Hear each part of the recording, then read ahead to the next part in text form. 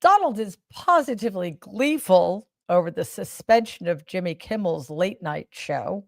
Yeah, he was asked, has been asked many times now, why Kimmel got suspended. Now, the truth of the matter is, he was suspended because the chair of the FCC, Brendan Carr, put pressure on ABC, or its owners anyway, to fire a man Donald found objectionable. So essentially, Carr was doing an end run around the Constitution because the federal government is not allowed to censor, or punish people for exercising their First Amendment rights to free speech. But private companies can fire people at will.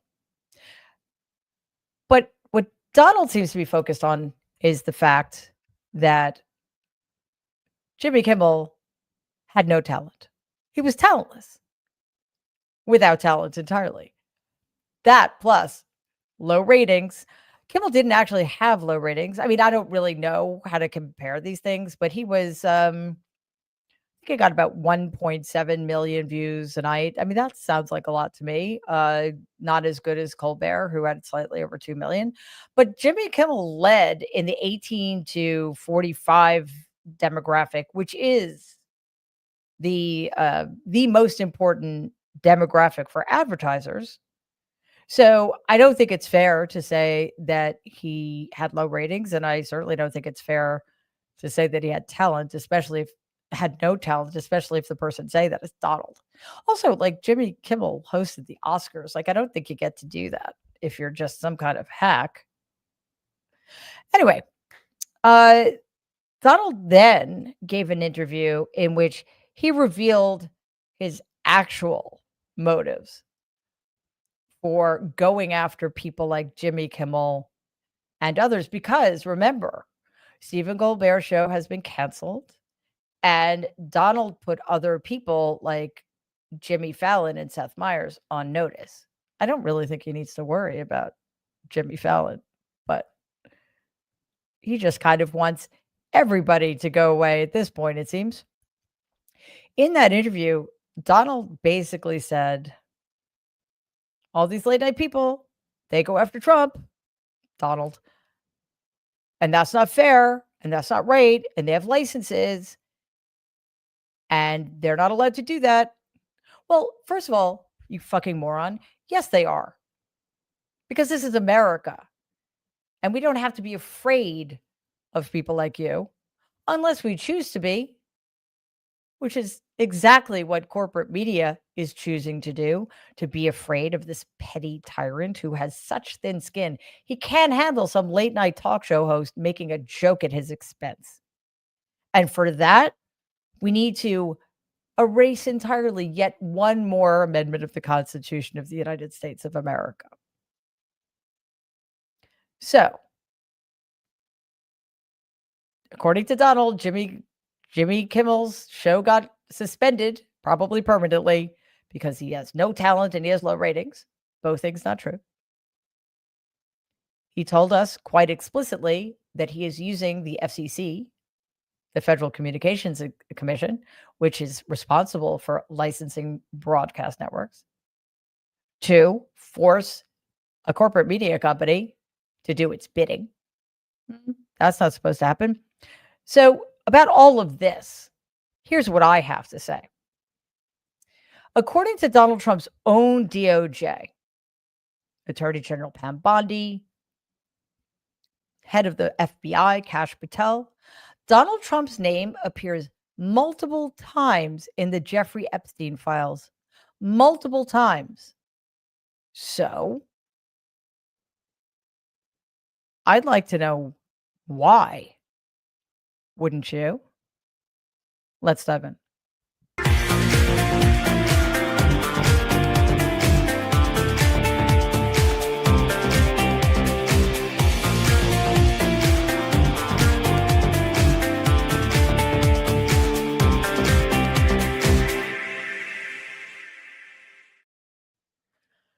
Hello and welcome to this evening's episode of Mary Trump Live. It is good to have you here. Yes, more about Jimmy Kimmel, because honestly, this is not about what happened to one man. This is about what is happening in this country. There has been outrage and praise and everything in between. But this conversation continues to dominate the news as Donald escalates his assault on free speech and Kimmel remains ousted from his job. Here's ABC with more on this story. Overnight, ABC pulling late-night talk show host Jimmy Kimmel off the air, hours after a threat from the head of the Federal Communications Commission. Brendan Carr called for Kimmel's suspension over comments earlier this week on Jimmy Kimmel Live about conservative influencer Charlie Kirk's death. We hit some new lows over the weekend with the MAGA gang desperately trying to characterize this kid who murdered Charlie Kirk as anything other than one of them and doing everything they can to score political points from it. Carr criticizing the host and the network, saying this Wednesday afternoon on conservative commentator Benny Johnson's podcast. I mean, look, we can do this the easy way or the hard way. These companies can find ways to change conduct, to take action, frankly, on Kimmel, or, there's going to be additional work for the FCC ahead. Nexstar and Sinclair, two of the largest owners of network affiliates, said they would preempt Jimmy Kimmel Live. ABC pulling the plug. President Trump weighing in, calling the decision great news for America. Turning his attention to late-night host Jimmy Fallon and Seth Meyers on NBC. The president writing, that leaves Jimmy and Seth, adding, do it, NBC. So that's where we are now. Brendan Carr, of course, is yet another sycophantic hack who is happy to take a hatchet to Americans' right to free speech in service to Donald Trump's pathetically fragile ego. The Trump regime's descent into full-blown authoritarianism is frightening, but it's not surprising. I mean, this is a long time coming. And by that, I don't mean 8 months. I mean 10 years we have been staring down the barrel of this absolutely foregone conclusion. So if you're wondering how we got here, how one president could exert such blatantly corrupt show of power, it's what you do with anything relating to Donald Trump. Follow the money. Here's Jake Tapper, who, despite my differences with him, has a quite excellent breakdown. Follow the money. In August, Nexstar, the largest owner of TV stations, local TV stations in the country, announced that they wanted to purchase their rival Tegna for more than $6 billion. Now, in order for that deal to go through, Nexstar would need the approval of the Federal Communications Commission.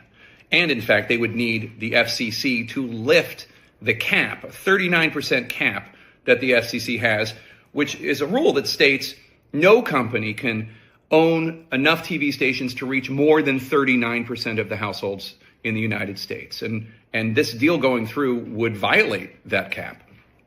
The current chair of the FCC, Brendan Carr, he earlier this year said that he would be willing to entertain lifting what he called arcane artificial limits on how many TV stations any one company can own. So he's calling on local TV stations to reject the Jimmy Kimmel Show. That was posted on Twitter or X at 1:01 p.m. Wednesday. Within hours, Nexstar makes the announcement that the company's owned and partnered television stations affiliated with ABC will preempt Jimmy Kimmel because they object to recent comments made by Kimmel. And then, shortly after that, ABC television network announced that they were suspending Kimmel's show. Yeah, that's the domino effect that's going to continue unless somebody does something. But again, none of this should surprise us. This has been in the works for a very, very long time. And we can't expect corporate media to stand up, not because they're weak or terrified, but because they're complicit in all of this. So what do we do?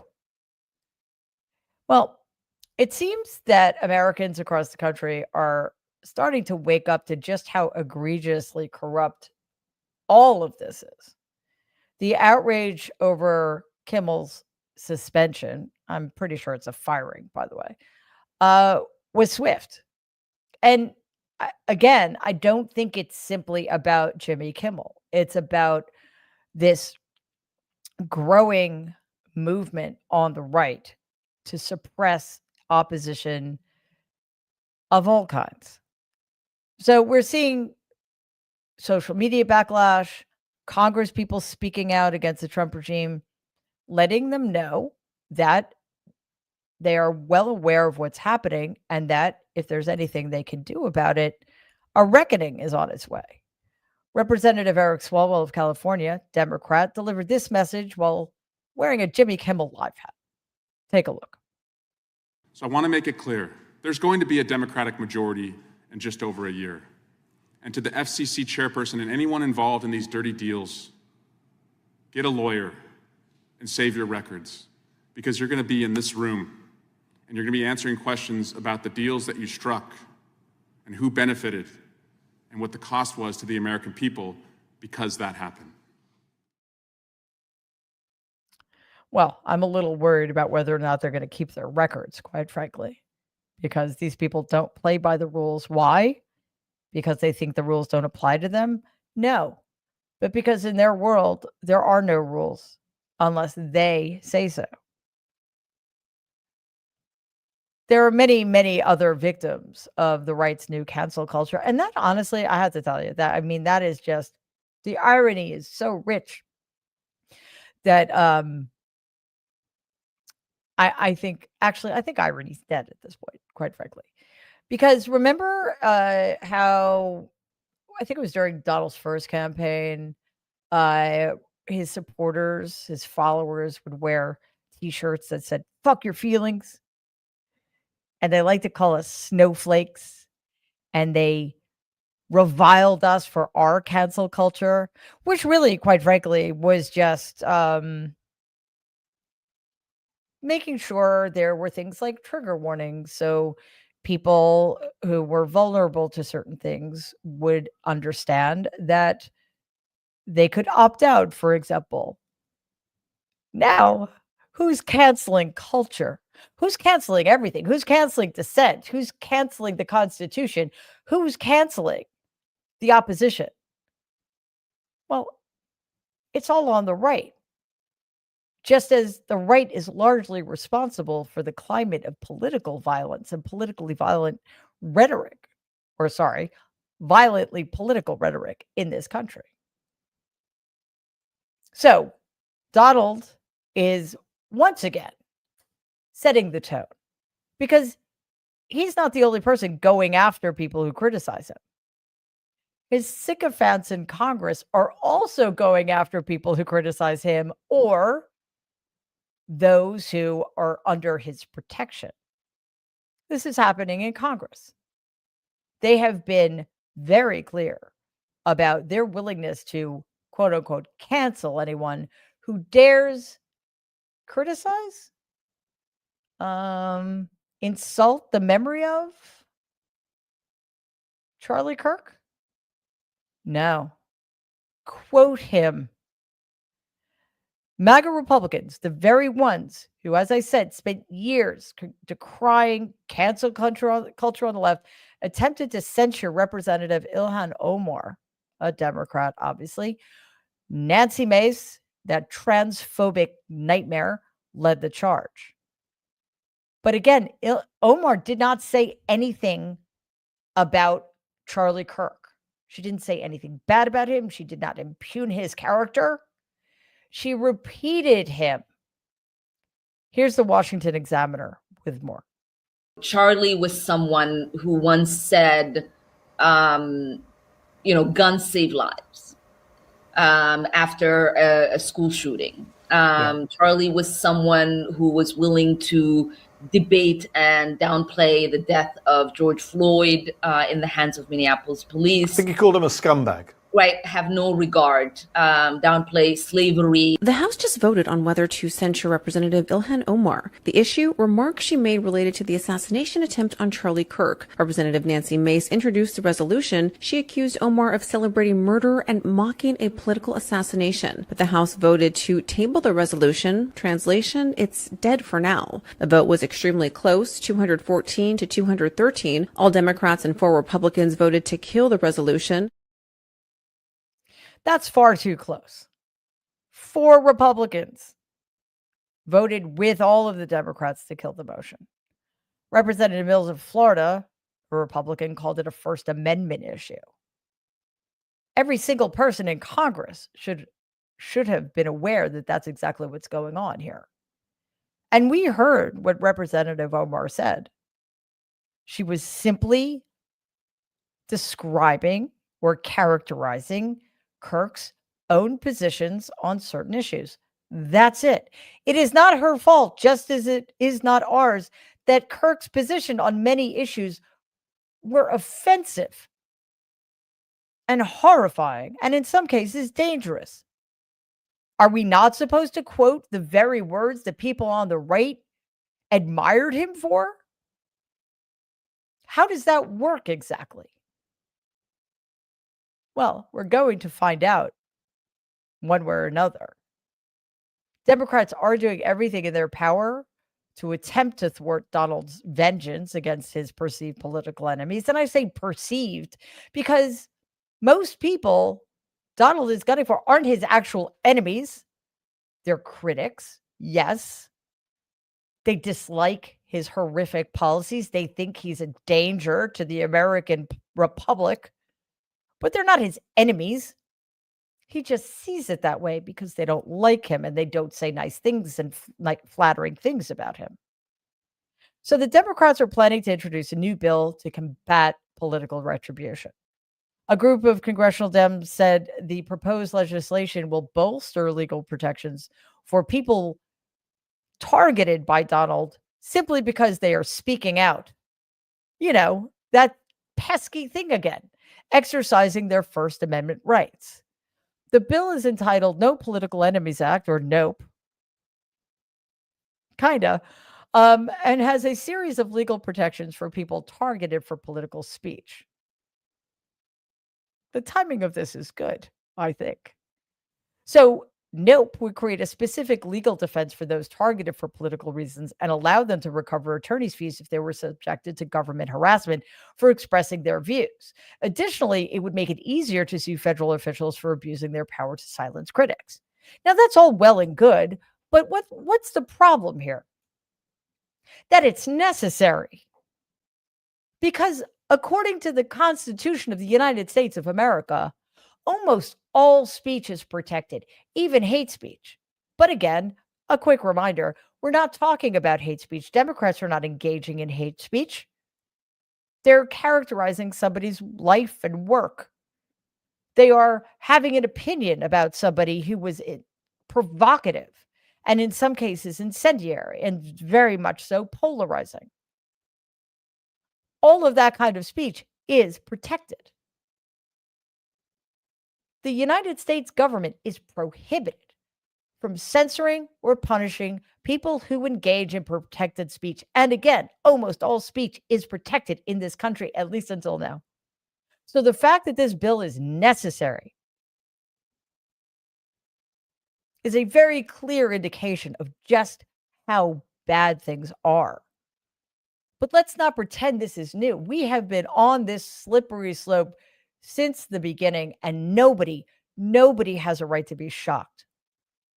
Although we can certainly be horrified by how quickly we have completely shot past the tipping point. Donald is always good at finding ways to wrap up attacks on those who oppose him.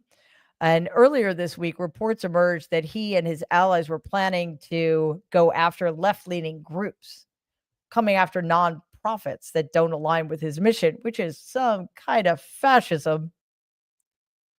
Going after nonprofits, literally, that don't agree with him and his so-called agenda. One of his goals is to take away their tax exemptions, which is kind of on par with what the Trump regime has been doing since the end of January. So the attacks have begun, and Donald announced on his failing social media platform that he plans to designate Antifa as a terrorist organization. He said, quote, "I am pleased to inform our many USA patriots that I am designating Antifa a sick, dangerous, radical left disaster as a major terrorist organization. I will also be strongly recommended that those funding Antifa be thoroughly investigated in accordance with the highest legal standards and practices." Unquote. Yes, yes, I'm sure the highest legal standards and practices, of which he knows absolutely nothing. That has Stephen Miller's fingerprints all over it. Donald did not even write that tweet or troth or whatever it's called. This is the beginning of criminalizing opposing points of view. The floodgates are open. And we have no idea who we might target as the next terrorist organization. We know that when it comes to international issues, he has claimed unilaterally and extra legally that the Venezuelan gang Tren de Aragua is a terrorist organization. And he has used that as a pretext for bombing a bunch of boats into oblivion along with everybody on them. So, do we really think he needs to go after any other leftist organizations? Probably not, because, and this is one of the reasons I know this isn't Donald coming up with this, because this is actually quite clever. By designating Antifa a terrorist organization, well, one thing, it suggests that Antifa is an organization, and it's not. I mean, I don't know about you. I've not gotten any fundraising letters from Antifa. I've never gotten any material about how to join. I mean, look, don't get me wrong. If there were an Antifa organization and it literally stood for combating fascism in a nonviolent, organized way, I would be all over that. But it's like a loose affiliation of people who just hate fascism, as far as I'm aware. But so by designating such a loosely organized, using the word also very loosely,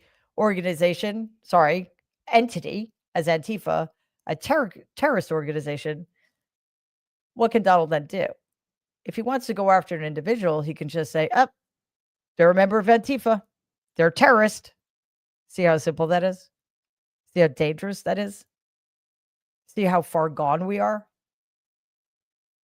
So we're going to need more than a bill called Nope to get through this intact. But one way to do that is to continue to pound on what's going on here. Continue to support independent media, which will hopefully remain beyond the reach of corrupt entities like the FCC. Those are things we can do. And keep pressing your Democratic representatives to do more, to fight harder, and to recognize just how bad things are, because they are really bad. I'm going to inhale for the first time in 31 minutes. Whew. Yeah. It is time. It's Thursday, and we've reached our emotional support moment, which is a good thing. So again, breathe and exhale, because that's an important part of breathing. Today, we are drifting out to the Cat's Paw Nebula, which is a vast stellar nursery. Who knew there were such things as nurseries out in space? The Cat's Paw Nebula is about 4,000 light years away in the constellation called Scorpius. NASA's James Webb Space Telescope captured this image in near-infrared light to mark its third year of science, a reminder of just how much wonder has been unveiled since 2022, which, by the way, seems like forever ago.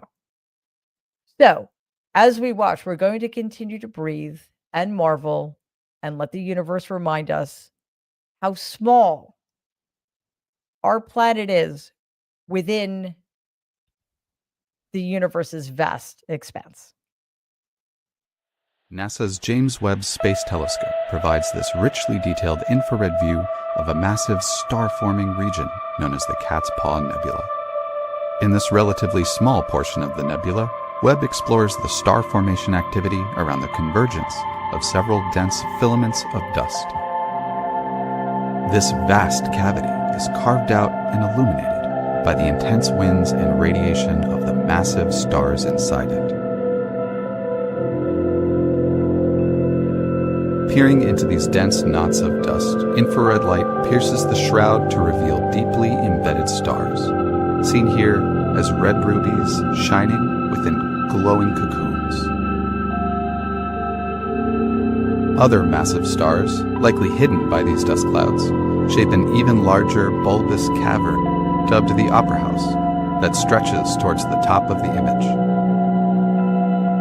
After just 3 years in operation, Webb continues to unveil the mysteries of the infrared universe, providing astounding images, groundbreaking insights, and unprecedented scientific discoveries.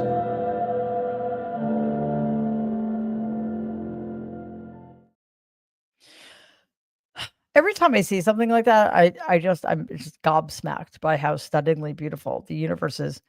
And I think, wow, I'd really like to be there. And then I realized it would probably be pretty miserable unless I had a very nice spaceship. But yeah, we need to hang on to what we know human beings are capable of doing, like creating this James Webb telescope that brings back images like that. Because if only we could focus on that stuff. If only we could focus on the good things we're capable of doing. We'll get there. All right. Your questions, comments, etc.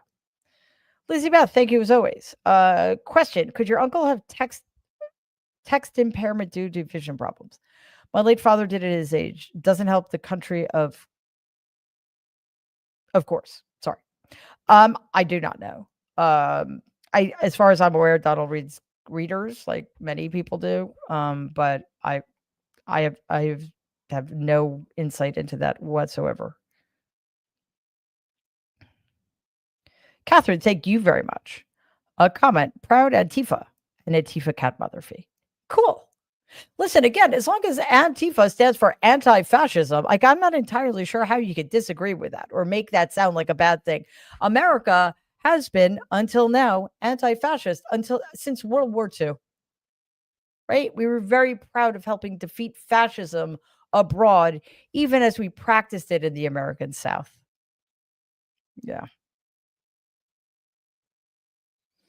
Catherine, thank you very much for that comment. Define antifism for cat's fee. Yeah, exactly. Loves my dogs a lot. Thank you so very much, as always. Comment: Russia, Russia, Russia. A place I never wanted to live, and I wonder if the people who voted for Donald realize the destruction they have wrought. Yeah, no kidding. Question: why aren't you making Donald sound like a duck? I hate his voice. Well, I'll tell you why. I mean, not that it wasn't always serious, but everything is so serious right now. I think we just need to hear what he has to say as he's saying it. I know it sucks, and I apologize, but we talked a lot about this decision, and we tried to phase it out. But what he's saying, unfortunately, what he says matters. And I don't want to undercut the seriousness of what he's saying by changing his voice. And I know it was a tough call, and it took us a long time to get there. But I appreciate your side of things, and I don't disagree with you. But we had to come down on it one way or the other. So sorry.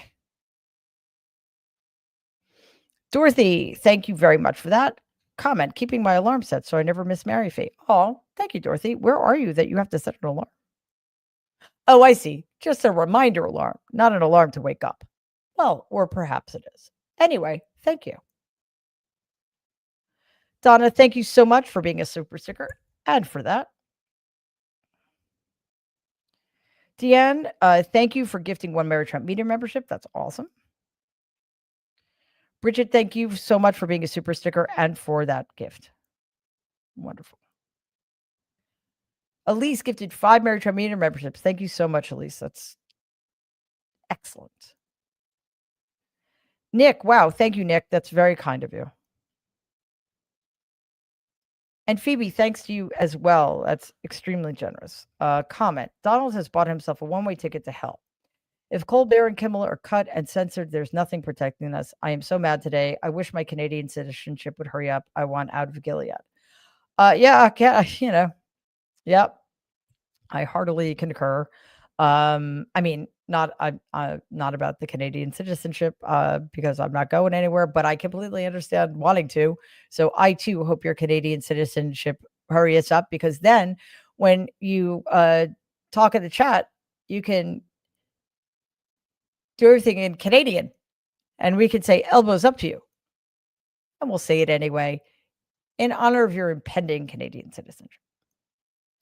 Maureen, thank you so much for that and for being a super sticker.